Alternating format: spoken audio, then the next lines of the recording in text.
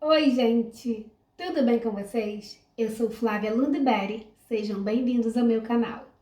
Esse vídeo faz parte daqueles vídeos inúteis que não vão acrescentar nada na sua vida, mas para quem gosta de fofoquinhas básicas da vida alheia, ele é perfeito.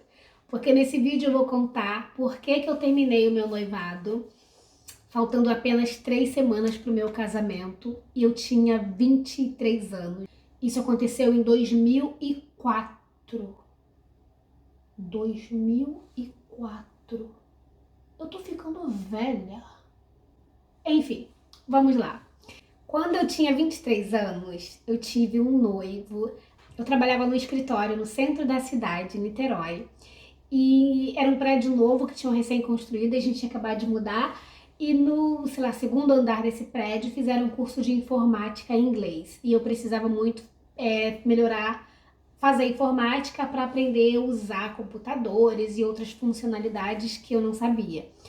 Então fui lá e me inscrevi nesse curso. O professor era uma pessoa muito bacana, muito simpática, muito agradável. E a gente acabou ficando amigo, porque também ele trabalhava ali em cima, a gente trabalhava no mesmo prédio, tinha mais ou menos o mesmo horário de almoço, então passamos a almoçar juntos. E era uma pessoa realmente muito agradável, muito inteligente. Bonito não era, nunca foi.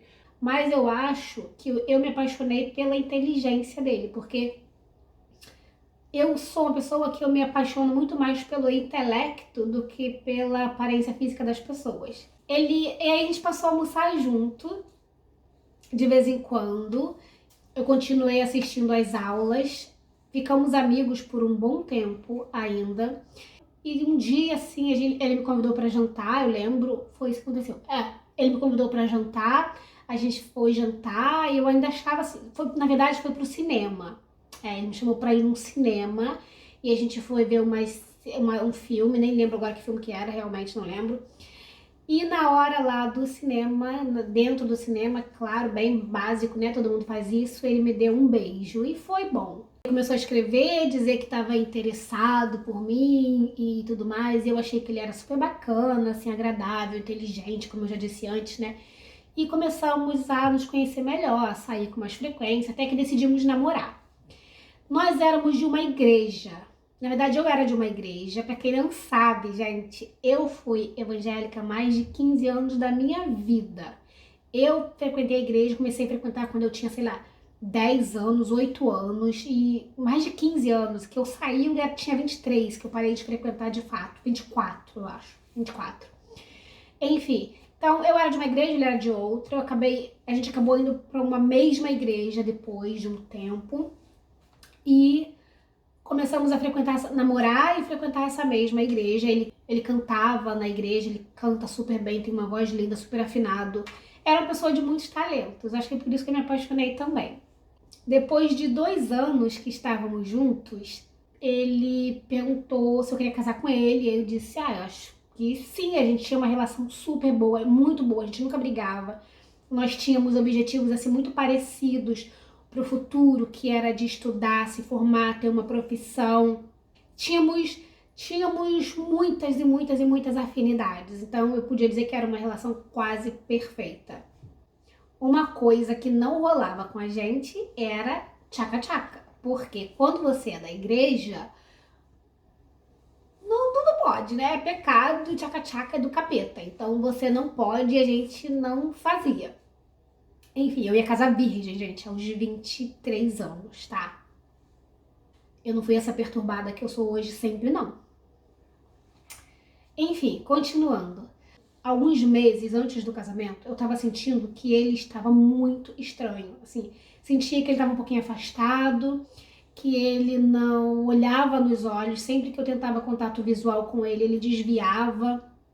E daí eu cheguei a comentar com ele: o que tá acontecendo? Tá tudo bem? Não, tá tudo bem. Por que você não tá olhando pra mim? Você tá virando o olhar sempre que eu tento te encarar. Porque eu tenho estrabismo e tá aumentando, eu preciso ver isso. Ele de fato era estrábico. Então eu falei, ok, então pode ser isso. Mas ainda assim eu sabia que tinha alguma coisa ali que não tava batendo. Mas na minha cabeça, né, de varoa do Senhor compreensiva naquele momento, eu pensei, Ele pode estar nervoso com o casamento, é um passo muito grande que nós vamos dar, então vamos esperar, né? Vou deixar que ele se acalme sozinho, porque talvez seja isso, pode ser angústia, porque eu me sentia também um pouquinho angustiada, né? Era um passo muito grande que estaríamos dando quando tínhamos apenas 23 anos, nós éramos da mesma idade.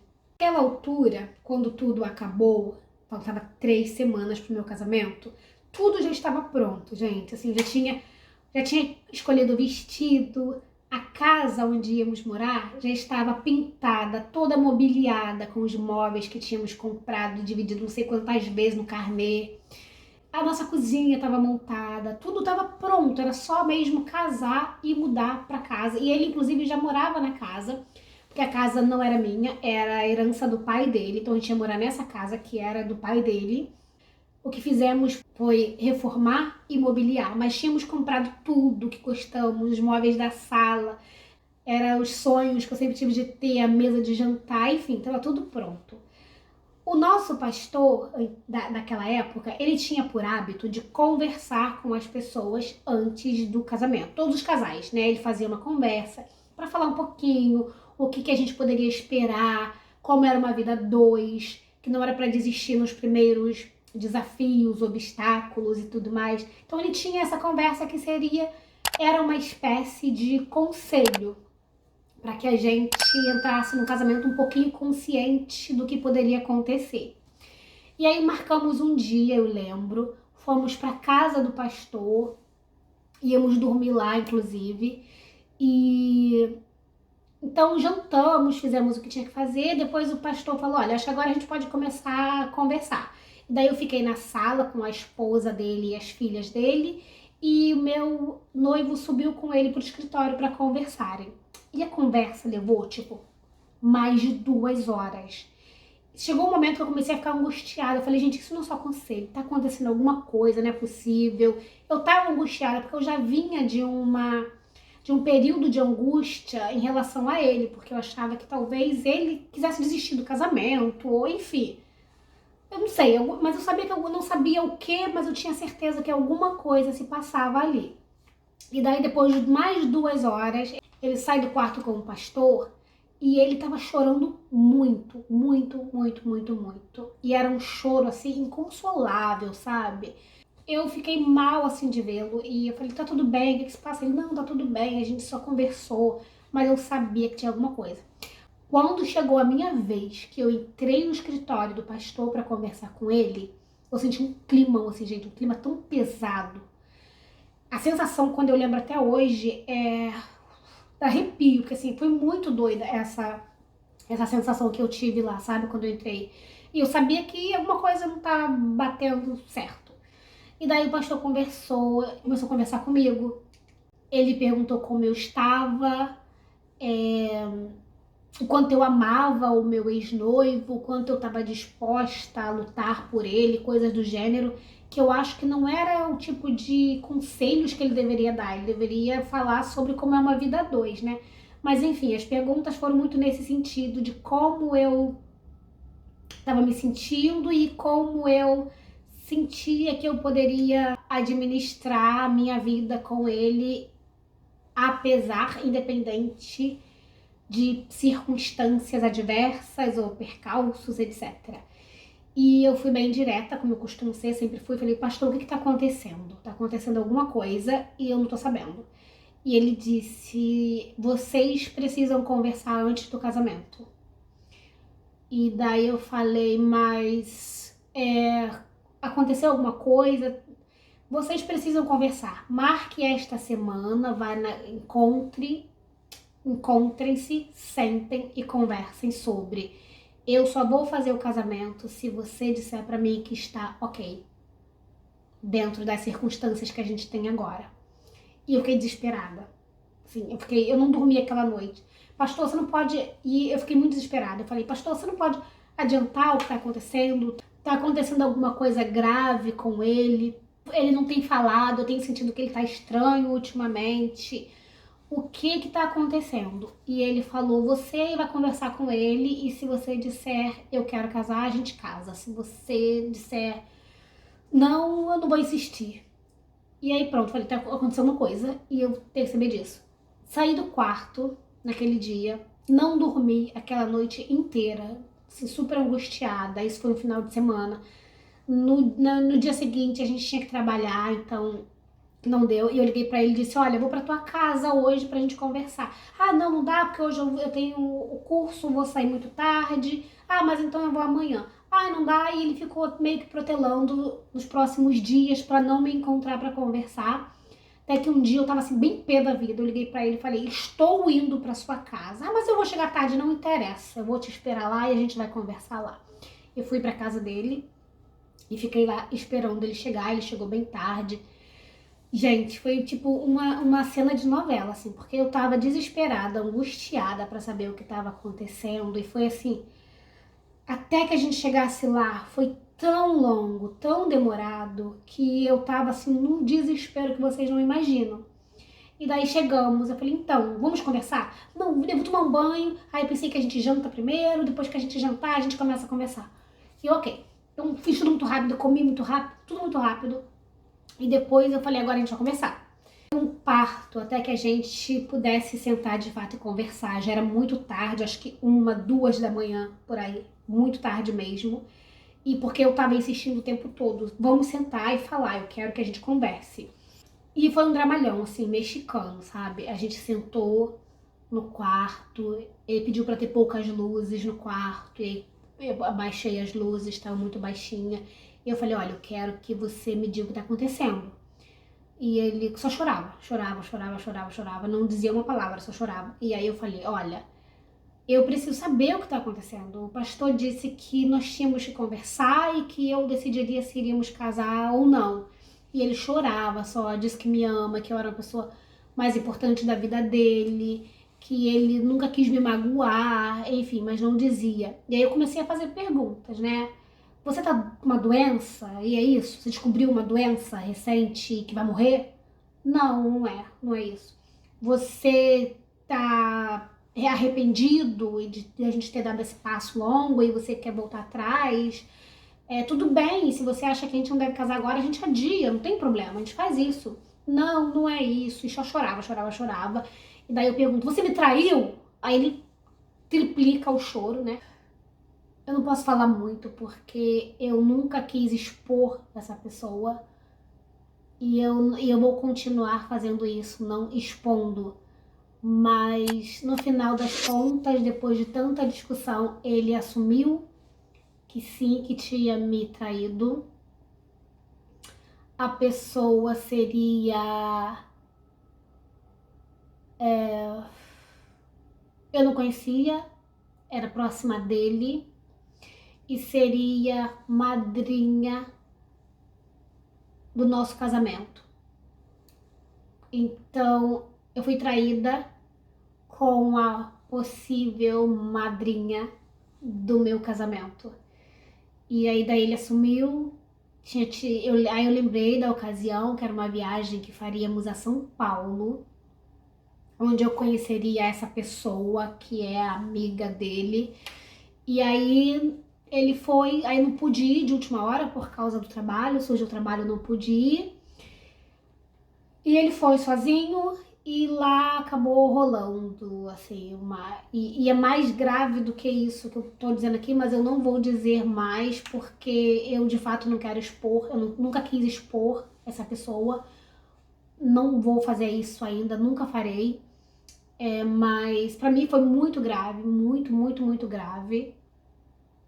E eu decidi que eu não continuaria no casamento. Então eu disse pra ele, olha, eu não esperava isso.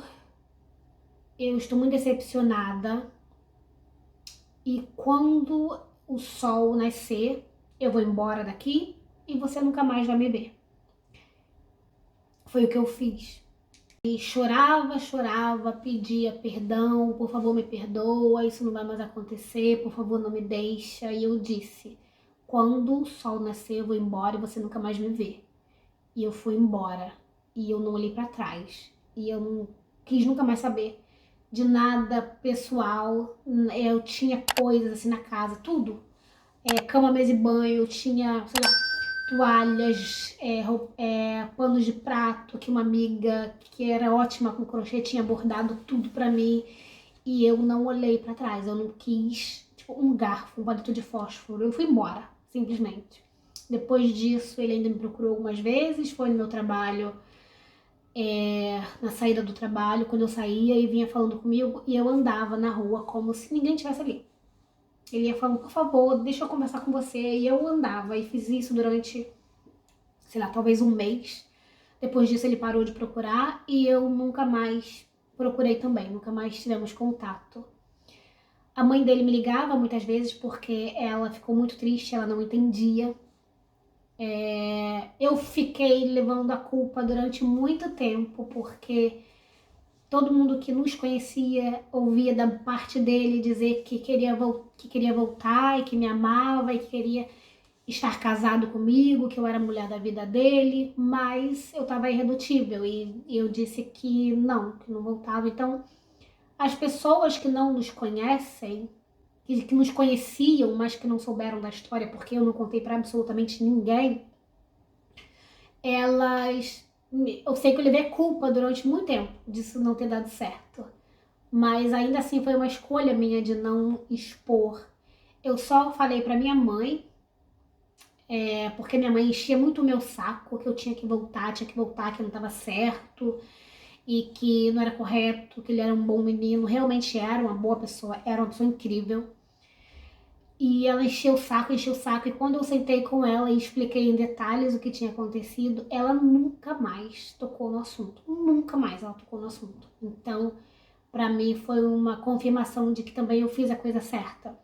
Eu nunca me arrependi de ter feito isso. Eu acho que eu fiz a coisa certa mesmo. Eu jamais continuaria numa relação onde houvesse traição. Eu acho que as pessoas têm que ser honestas umas com as outras. Inclusive, se a pessoa tá numa relação e ela quer se relacionar com outras pessoas também, eu acho que até isso a pessoa tem que ser honesta e dizer, olha, eu tô casada com você, eu te amo, mas eu gostaria de encontrar outra pessoa também. Ok, mas seja honesto. Nunca minta pra ninguém, porque a gente não sabe a reação do outro. Enfim, era isso que eu queria falar sobre esse vídeo. No final das contas, eu acho que esse chifre foi a melhor coisa que aconteceu na minha vida, porque sem ele eu não estaria onde eu estou, não teria conhecido o Neguinho, não tinha Sofia hoje, não teria saído do Brasil, porque se eu tivesse casado, talvez eu teria tido uma vida normal, casada, com filho, trabalho, mas é uma coisa que é muito legal dizer aqui, que eu falo um pouquinho também no outro vídeo, quando eu digo porque eu saí do Brasil, é que graças a esse chifre eu comecei a fazer teatro, porque eu fiquei tão mal.